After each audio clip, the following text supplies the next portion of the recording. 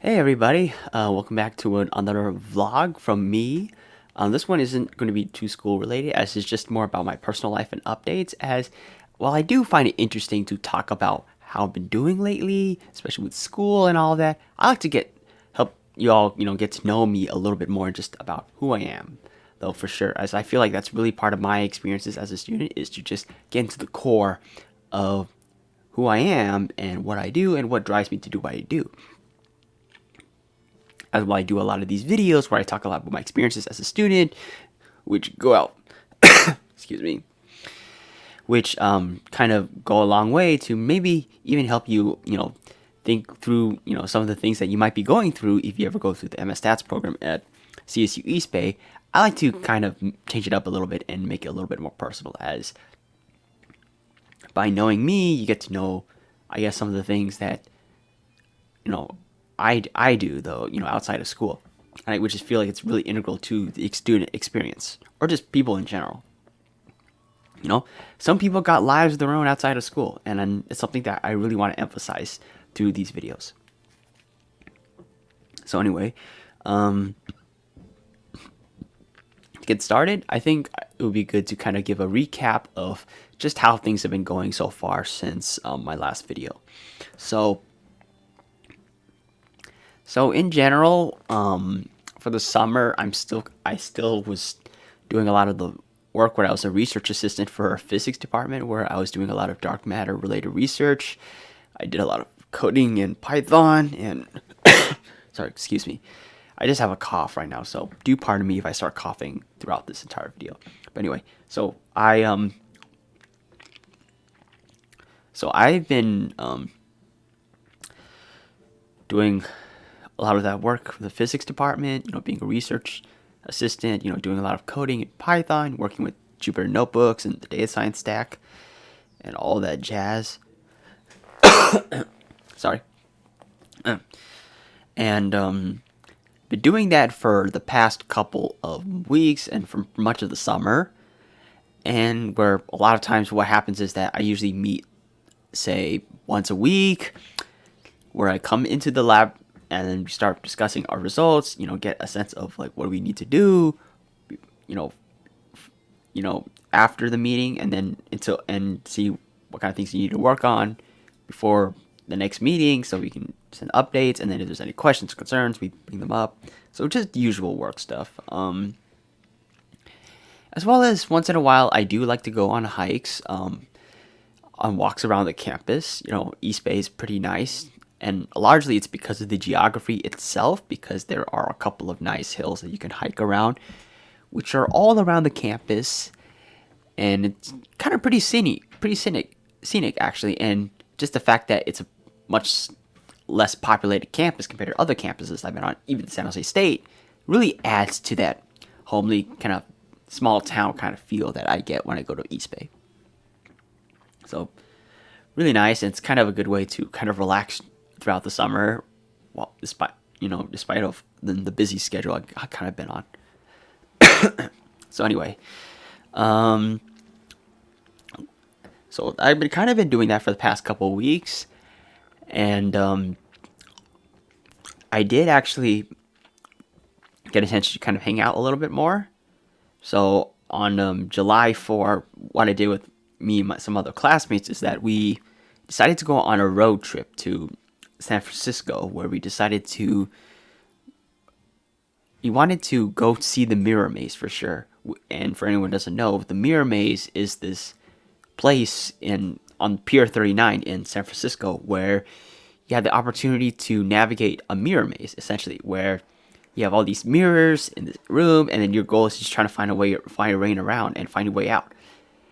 And it can be challenging because all the way the mirrors are positioned, sometimes you don't know if you're going the right way or not, because the mirrors kind of reflect light in such a way where you think that the space in front of you is space you can actually go through, but actually it's just a reflection of another space. So it's kind of funny and interesting, and highly recommend it if you're into that sort of thing. So I did that with my classmates for a couple of minutes, and then after that, what else did we do? Mostly we just took a nice walk around the Pier 39, just kind of checking out all the shops that are around. See if there's any good food, candy, or just all that kind of assortment and things like that. Just seeing if there's anything interesting around in San Francisco, where we're at, for sure. And I could tell you from my experience being at Pier 39 before 4th of July, it's pretty interesting. I mean, they got a lot of nice shops over there for sure, like local owned businesses. Like one like there's if you're able to afford it, there's a fancy, I think it's like a European restaurant that's like overlooking the pier, where you get to eat some nice, I guess it's a mix of American European food, where you get like your usual fish and chips, your pasta, really fancy, kind of a slightly upscale restaurant that's still kind of affordable compared to other upscale restaurants, and where you can eat and you can sit by the windows where while you're eating you get to enjoy kind of a nice view of the pier itself, and be able to just have that while you're enjoying your meal. So it's a pretty good place. There's also, I think, a candy store, I believe. Yeah, a candy store, I believe, where you can get really, wide assortment of different types of candies, instead of the usual nerds. There's also some crazy ones too. I'm trying to remember like what it was, but I think it was like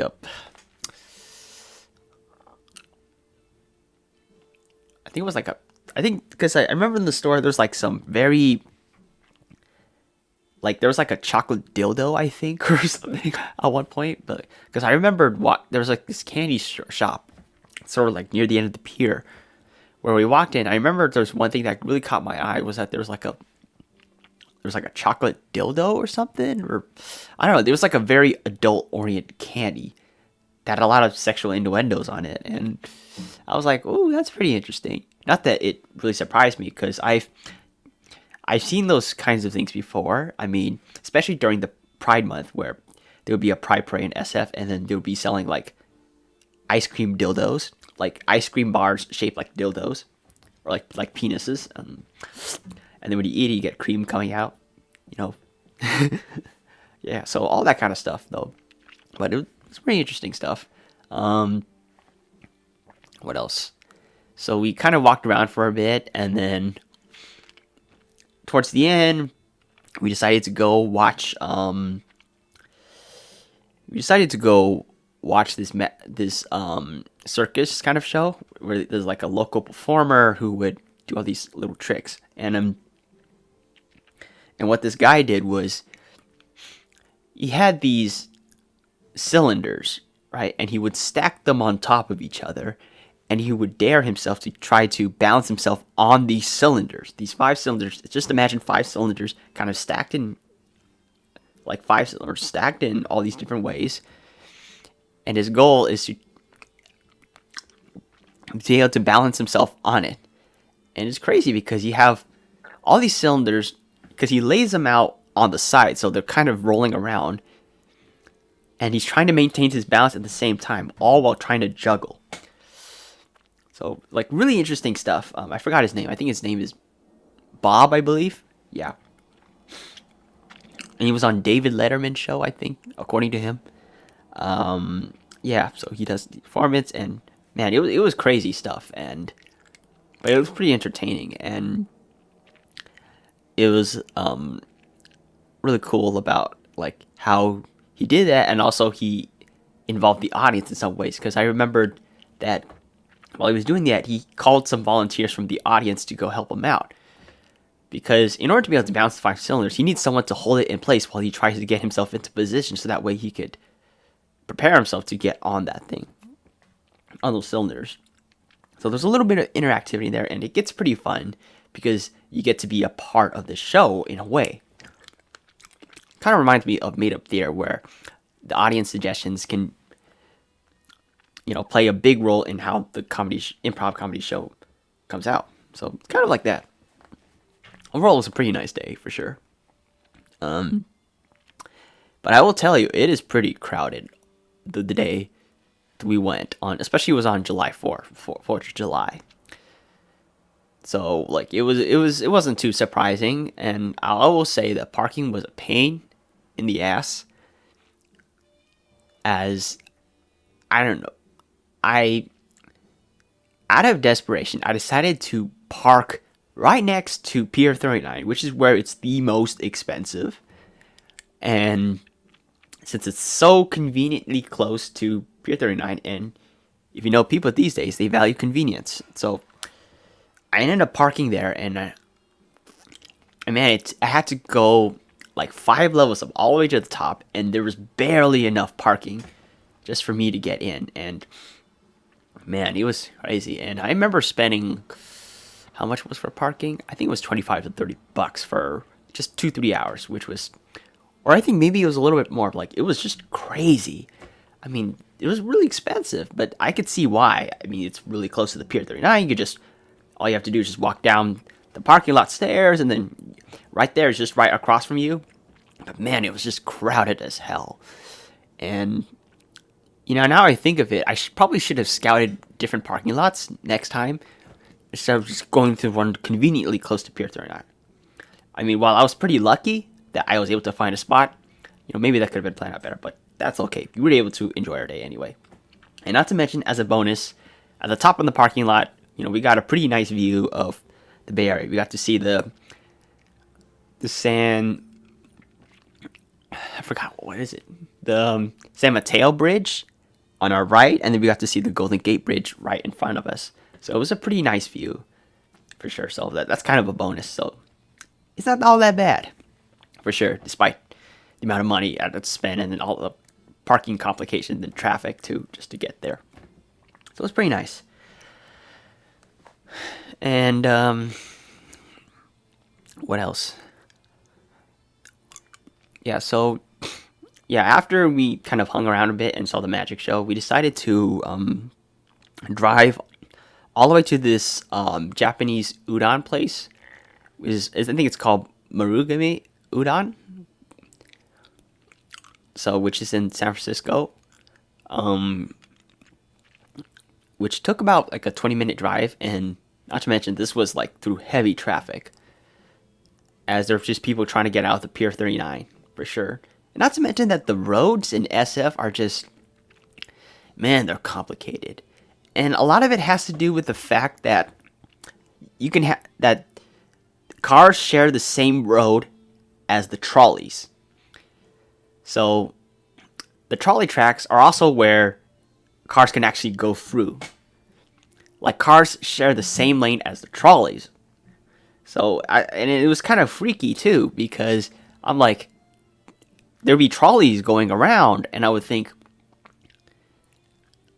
is it okay if I go on the same lane as the trolleys or not? And sometimes it just gets so confusing where I'm just like, I don't know where to go. And sometimes I wonder, am I going to get a ticket from a police officer if I mess up those rules? Because, I mean, I've driven in SF before, but I've only driven in areas where there weren't trolleys around, or where the roads were not as complex. So it was confusing, and I had very little idea about just where to go. But luckily, it wasn't too bad, and luckily the peace officers over there, the parking officers were, I guess, not too harsh for sure. I mean, it was pretty heavy traffic for sure, so I think it's understandable that there were people that have very little idea about just how to navigate it. But man, I don't know if I would. I'll probably have to plan that out better if I ever go to SF again, because just driving around is just crazy, just because of the amount of these complexities are just added to the roads, as well as the fact that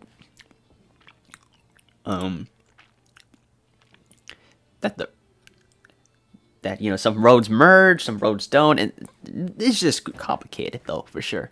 But luckily, we're kind of able to get out of downtown SF and head over to Marugame Udon, which which is this nice place where you can get some Japanese udon. And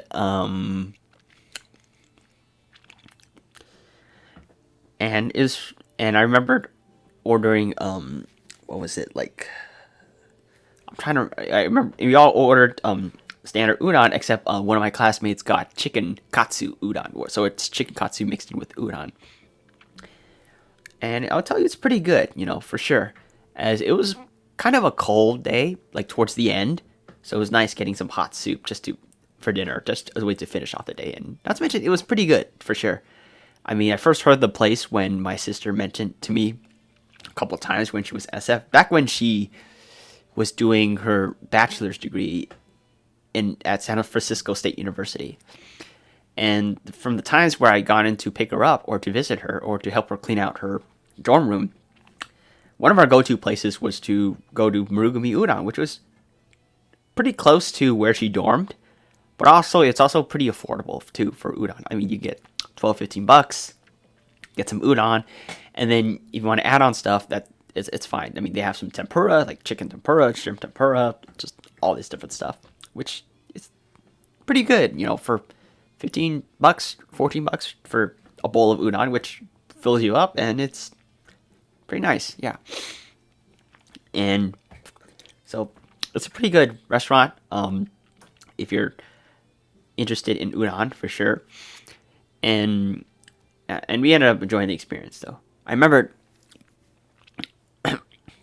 eating my udon, and I remembered when I noticed something I noticed about the udon was that it didn't come with any cabbages or vegetables. Though, for sure. I mean, it had some green onions there, but I don't think it would count nutritiously as like a significant amount of vegetables.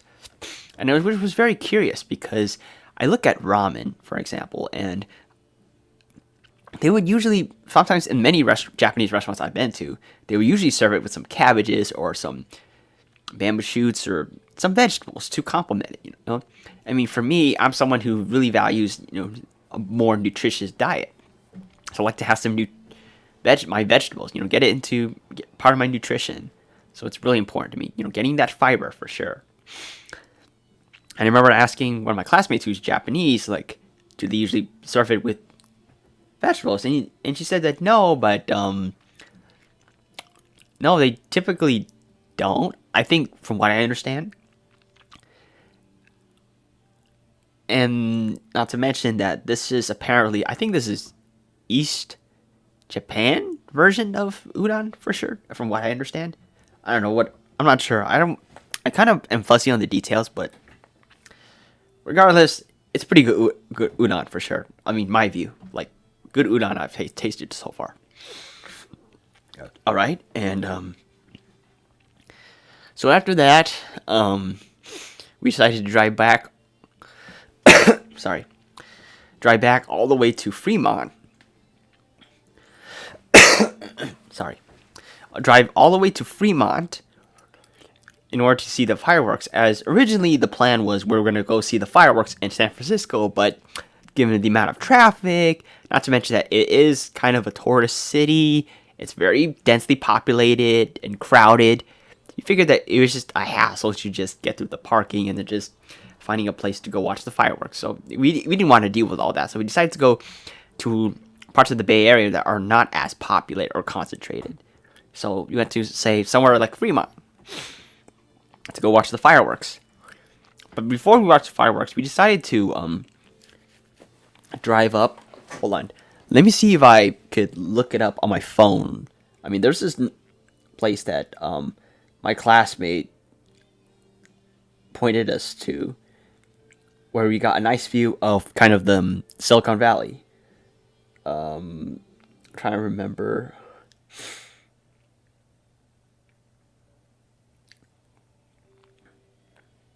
Oh, it's Swigert Road, I believe, which is kind of between, it's like in the Fremont, Milpitas, and San Jose area, where you go all the way to the top. You do get a pretty nice view of Silicon Valley and parts of the South Bay area in general.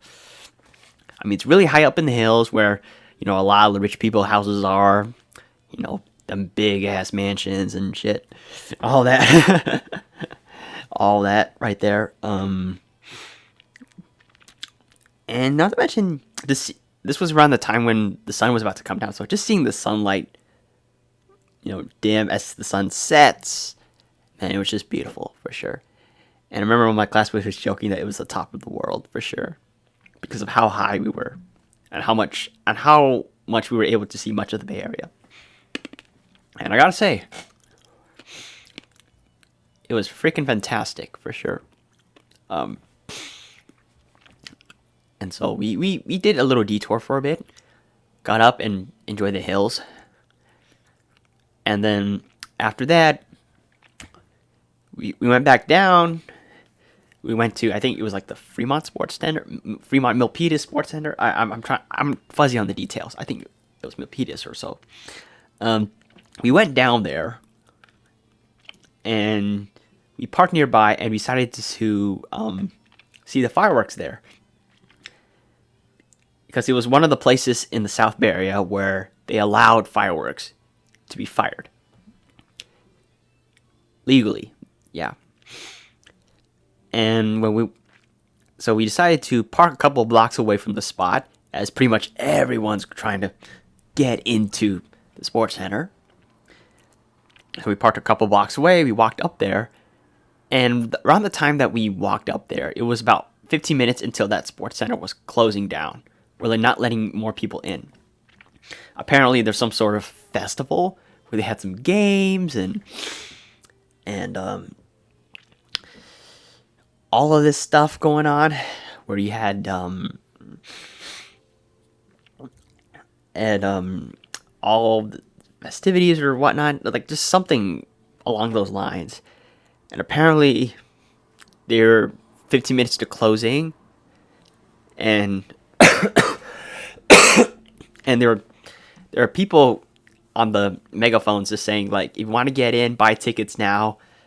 And initially we were thinking, maybe it's worth going in. Maybe we can go in so we can get the nice view.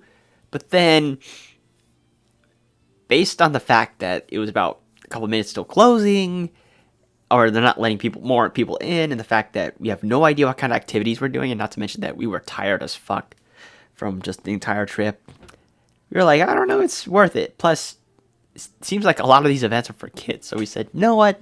I don't think it's worth like $5 or $10 just to go in and watch fireworks. Especially we're not going to do much of the events, and the fact that we can just look around to get the best view of the fireworks. So like, nah, let's not do it. And so we ended up walking a couple blocks away from the sports center, but a couple blocks away from the where we parked, and then we stood by the intersection near the sports center, where we got to see the fireworks. Though, I mean, sure, it's outside and all, and it's out on the streets, but it was pretty nice. It was pretty good, where we got to see some fireworks. And man, it was kind of crowded. Like, you have all these people sitting along the sidewalk, some people bringing lawn chairs and all of that. And not to mention, a lot of people parking, like crowding up supermarkets, or just watching all over the place, even sitting in parking lots. Like, there was like a whole crowd of them, man. Like, all these folks just going to see the fireworks. And man, it was great. Man, like, it was great. And just how loud of it. Just like this amount of spectacle that I got to saw with the fireworks. As rarely do I ever go out to see fireworks, but when I do, I do appreciate them. Even though I'm sensory-wise, I sometimes get a little frightened by the sound of fireworks. Although sometimes I do get used to it. It just depends on like how I prepare myself before I get into it. As if I take off my headphones or something, or earphones, or like earplugs, I mean, I can do fine just listening to fireworks. But sometimes they do catch me off guard, especially if I zone out. So, little tidbit, just the life of me being, having sensory issues, me as an autistic person. So, anyway, that's kind of irrelevant, but it was a good day, and I got to really spend time with my classmates, and overall it was a really fun trip, and it was really just nice just to be doing something special. for the summer and really connecting. And in a way, it got me to be much closer to my classmates for sure.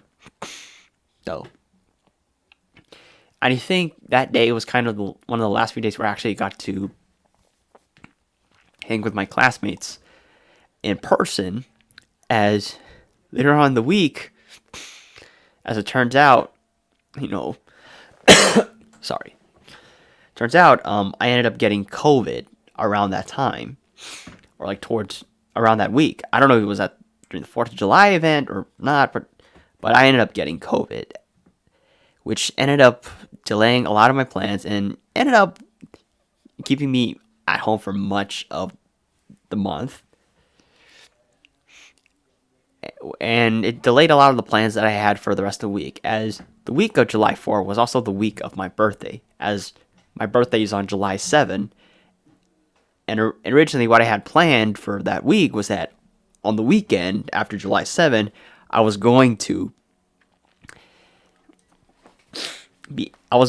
have this hangout I would have at this restaurant in Fremont called Sticks, which is sort of this place where it's kind of a grill it yourself place where they send you a bunch of skewers of meat and poultry and whatever, vegetables and whatever. And then there's like a little conveyor belt that just spins around, and then you put it on the skewer on it, and then the conveyor spins it for you, all while the burning coal between the conveyor belt is just kind of cooking the food, which is pretty cool. It's a really nice place. It's kind of lit, and also it's pretty affordable. I mean, it's like $2 per skewer, and these skewers can actually fill you up. Not to mention that they have other stuff on the side too. I mean, they got some good alcohol over there. I mean, I'm not really a big fan of alcohol, but I did have the Smurf there, which is kind of like this blue kind of vodka mix where with cherry in it flavored, which was pretty good. I mean, although I'm not much of an alcoholic myself. And then they also had additional supplemental meals and whatnot that you can add on, such as fried rice, fried calamari, and all that stuff. And not to mention, as a bonus, they also have occasional live performances over there where you have local artists come up and they would sing while you eat, all that. And part of the reason why I chose that spot, or I chose to my birthday hangout that week, was because my sister, was performing that week at Sticks, and I thought it would be really cool to not only hang out to celebrate my birthday, but to also really support my sister as well, because I really, love my sister really much, and my sister's really is an aspiring artist, and if there's anything I could do to really help her achieve her dreams is to go out and support her, give her all the support she can. And what better way to support her than to not just come there, but also bring my friends along so I can introduce them to her. And if any of you are curious, my sister's name is Quyne. I mean, on Spotify and all these platforms where you can listen to music. So if you're interested in checking out my sister's work, you can find her on Spotify, YouTube, or wherever you get your music at Quyne. And a lot of the music, I mean, if I could describe it, it's like a mix of Charlie Puth, also a mix of JoJo. So it's like a little bit of indie pop with some jazz influence thrown in there. And some R&B, some like R&B in there with some atmospherics to it. And a little bit of influence from Billie Eilish. So I think that's kind of the best way to music. It's a very eclectic mix of these different aspects of pop, but all in a way that really showcases her jazz training, also her talent and prowess and creativity as a musician. So if you're interested, I recommend checking out her music, and hope you all.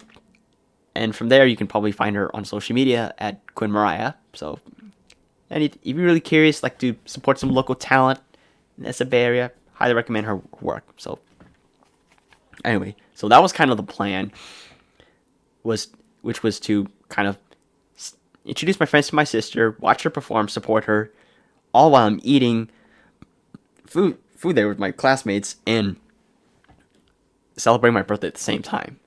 But unfortunately, and I'm getting COVID, and my family ended up getting COVID, so I ended up having to stay home for pretty much all of July, the rest of the July. And the symptoms for me were, I mean, it varies from person to person, but for me, it started out with a fever that really got me really hot for one night. And as I remembered, being so hot for no reason, just sweating profusely out of nowhere, that I thought that something was wrong. I thought, like, did I put the heater on or something? Like, what is going on? So I tried many things. I tried to just, get the blanket off me. I tried opening the window, and man, it was just weird. But somehow I still managed to sleep. And then after that came some pulsing headaches that kept me up at night, which I was kind of able to power through with working out. And then some runny nose and nasal congestion where my nose was stuck. So like common cold symptoms that kind of persisted for a week or two. And then a cough. And then now, a couple weeks later, I'm kind of much better, for sure. Although I do have a lingering cough at the moment, which after I talked to a doctor, it's more, according to what I've gathered, it's more symptomatic of the fact that I have respiratory problems that have to do with some asthma. As for context, I used to have asthma back when I was a kid, which I was able to grow out of and heal from. But because of the nature of COVID and how it affected my respiratory system, it irritated my lungs to the point where I guess there's a resurgence of asthma-like symptoms coming back to me now. So now I'm currently on an inhaler and a couple of cough suppressants at the moment, which isn't really nice, though. I mean, I was just coughing earlier, so you can kind of see like how I am, and so yeah, so it's kind of been a pain in the ass, but honestly, I think overall I'm just pretty okay. I mean, I'm negative for COVID, which I just tested yesterday, and so overall I'm doing okay, and despite the coughs and all of that. So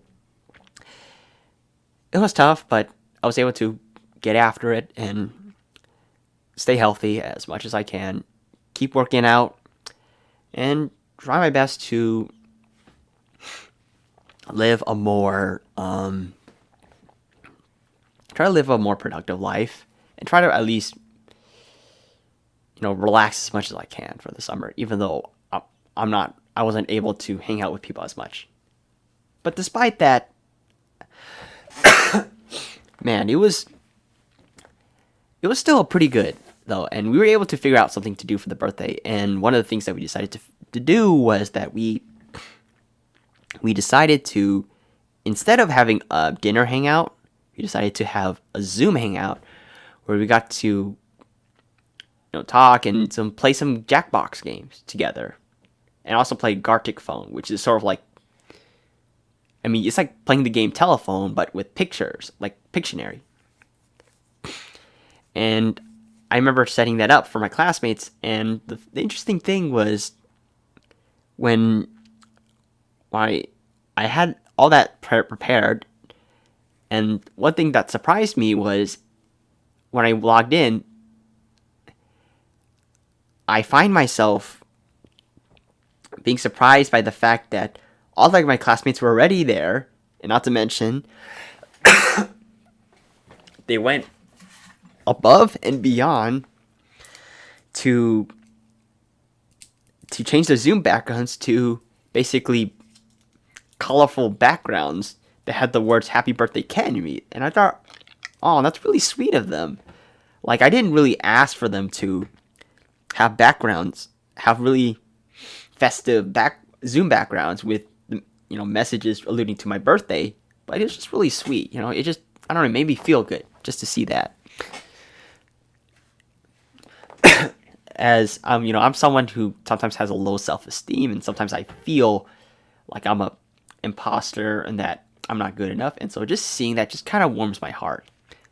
Just knowing that I've met a great bunch of people and that they care about me, and it's one of those lucky things that I feel privileged to have, and something that I really cherish. Though, as for much of my life, I really wanted to have friends that I care about, or I really am invested in, or people that I really want to spend time with, and it's really just amazing just to see that, that they just went above and beyond for that. I mean, that is what I is a friendship. Those are friendships that are worth having, or just people that I would love to keep connecting with, even after school's over.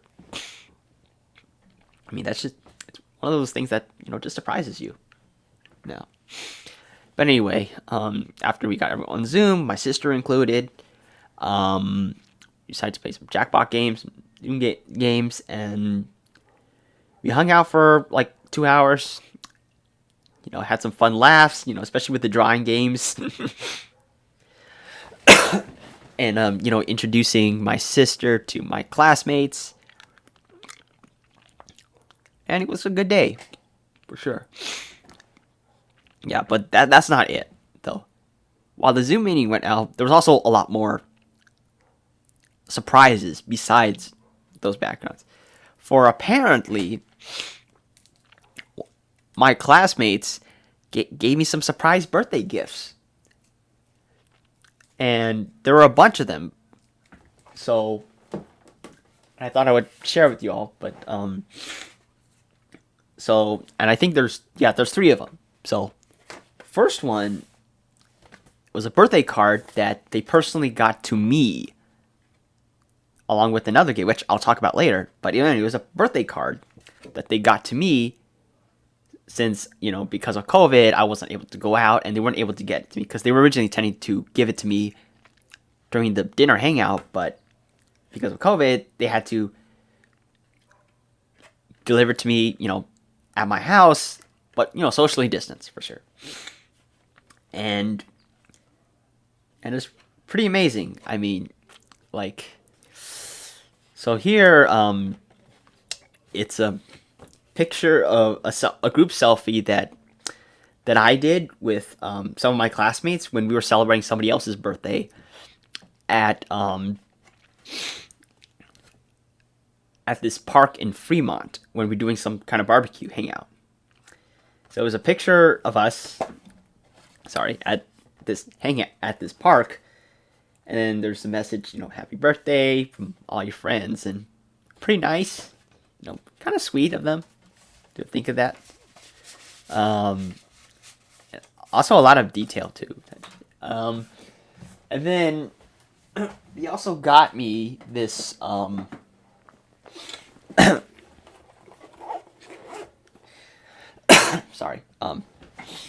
they also got me this thing, which, hold on, let me open it up for a minute. So they got me this it's sort of like a phone stand of some kind, where you put it together. Hold on a second. I think you folks might like this. So you put this together, right? And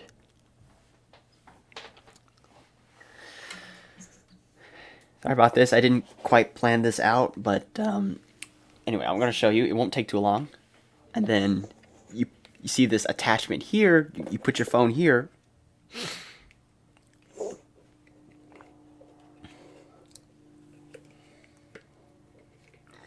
And right, you attach the phone here, and then you turn it on.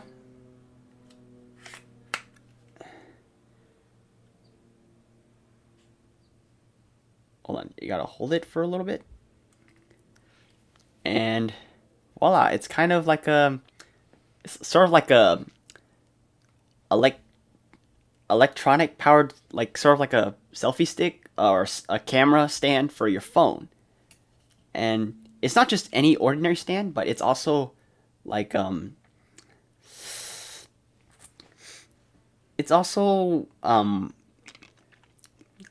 really has some really cool features though that make it stand out more than just being like a camera stand. For it comes for this thing, which is the Q3 Smooth stand or something. The the Ziyun or something like the stand. It comes with an app where if you connect it to your download on your phone and then you open it, has some really nice features where you can do custom photos with it. It also has a tracking feature where you can record videos on it, and then the stand will move the camera as it tracks you. So you can actually do live streams with it, where you can set it aside, and it's especially if you need to walk around or something while you're recording, and this camera will, in conjunction with this stand, will track you as you go around. So it's pretty nice. It's sort of like those TED Talks, where the camera follow the speaker around as they walk around on stage as they talk. And then also, there's also a lot of other features too. I mean, like you can also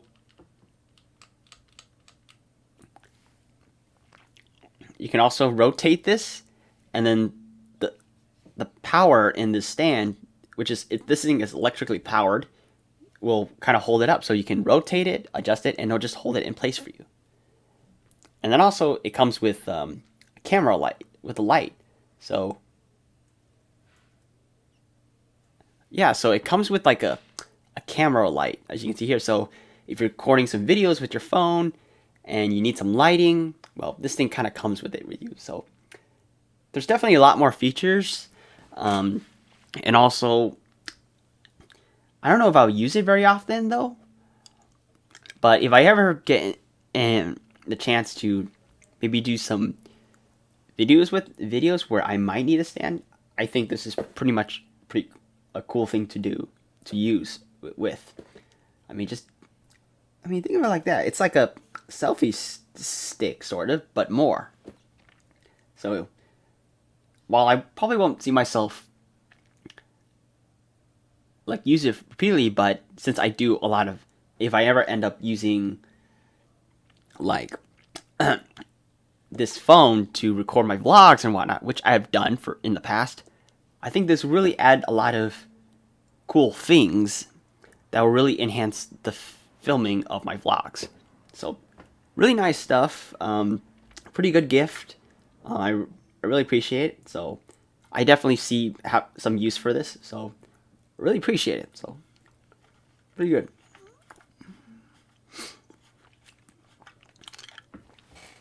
Yeah. So hold on. So it's a pretty good gift, and man, it's really awesome. So I really appreciate it. So you guys are all listening to this. If my classmates are listening to this, I want to say thank you for this. It's really nice. I'm glad you guys really thought of this, though, for sure. So really cool stuff. Really cool. So that's that's the second gift that I got. So hold on, let me put this away right now.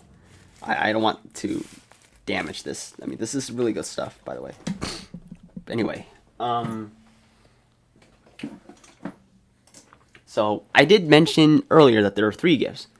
So there was that birthday card, and then there's that second gift, which is that stand. Now you're probably wondering, what's the third gift? Hold on one second, let me get it.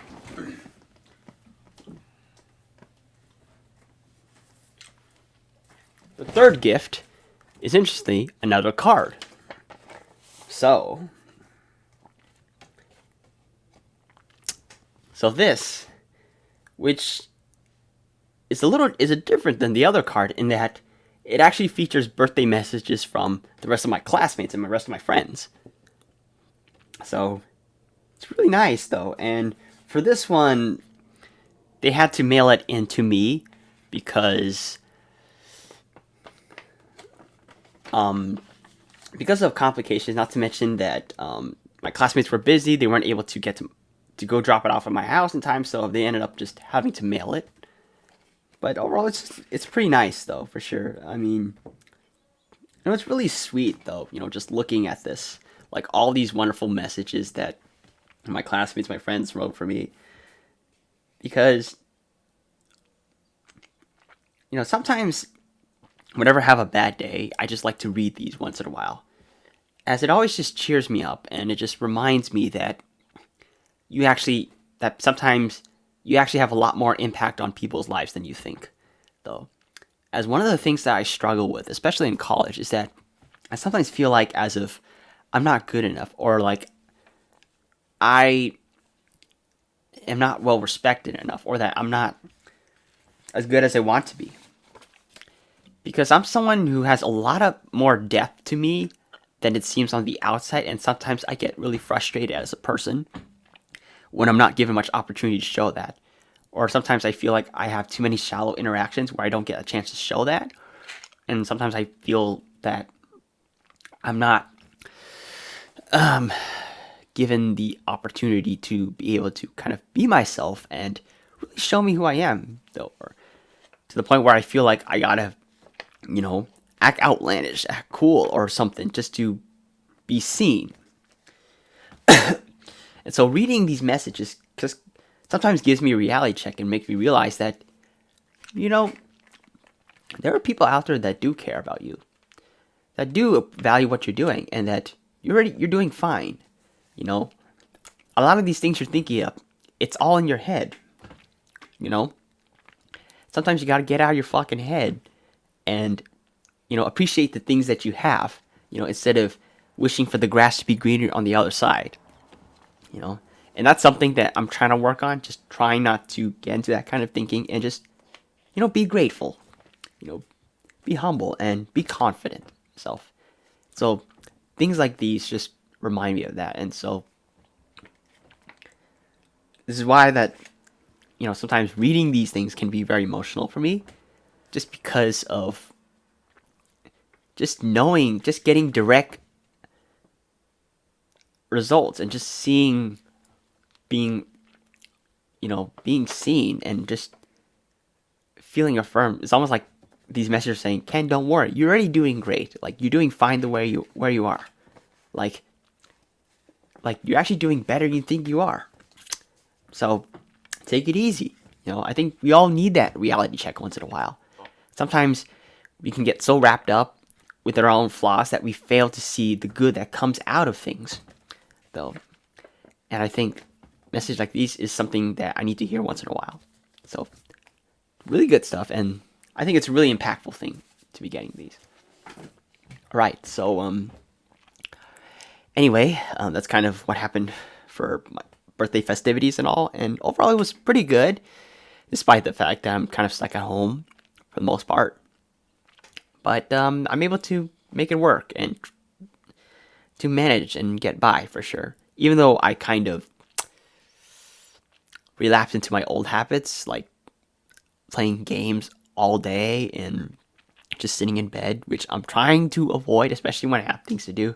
Not to mention have books to read that I want to really get into, such as books like Plato's Republic, which I'm getting into, as I'm someone who really has a keen interest in philosophy, especially looking at human nature and all that, which is kind of where I am. And also books like Democracy in America, which is kind of philosophical, but it's more focused on application of that, or just looking at things that really influence the world history and this country's history and all that. So I'm someone who has a knack for these things. And while I'm not really good at reading philosophy, I mean, I'm not that kind of intellectual guy to be doing that, but I still want to check these out because I think it's just really interesting, and just to look at all of these great works of the past and just seeing how they have a profound influence on life today and just the way we see the world. So things like that. So for sure, just a little tidbit about what I'm trying to do on the side. So yeah. All right. Anyway, I think that's it for me today. This vlog is definitely kind of a little bit longer than I usually do, but I thought I'd give you all a complete update as to kind of what I'm doing so far and how I've been. And I gotta say, it's even though that I'm home and stuck at home and all, it's I have a lot to be grateful for, and I'm really proud of the work I'm doing. Not to mention that I just finished my summer job as a research assistant. Yesterday it's my last day before I go on this break before I get back to school, and I'd say it's been a pretty good summer through and through. It wasn't perfect summer, but I feel like I've accomplished a lot for sure. Not just in terms of material benefit, not just in education, but also in personal growth and development. As I'm slowly starting to learn to, what is it? I'm slowly starting to learn to just be more content with myself, to be more comfortable with myself, to be more comfortable putting myself out there. And just embracing the unknown through and through. As I grew up having kind of a sheltered life, in a sense, a lot of it has to do with my disability and the fact that sometimes I'm really shy. And a lot of it has to do with past emotional traumas that have gotten to me that really make me really sometimes skeptical and sometimes cynical about the world. And I think this summer so far has taught me to just overcome them and to work past them and to recognize that even in times of darkness, there's still beautiful things out there. And they're worth fighting for and pursuing. As at the end of the day, while I can't control what happens to me, I can't control the weather and all that, I can control what do I do about it? What do I take from these things? As it's those things that really determine what kind of person you'll be or what kind of person you choose to be moving forward. And moving forward, I just want to choose to be grateful, to be curious, to be contemplative, and most of all, to be human. Because while I'm imperfect, I still have the potential to be great. For life is a work in progress, and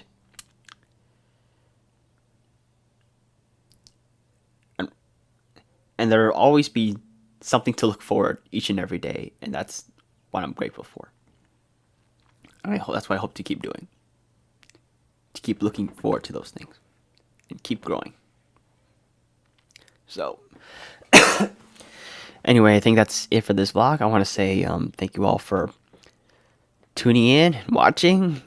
And I hope you all enjoy the rest of your summer and hope to see you all next time. So, have a great day and take care.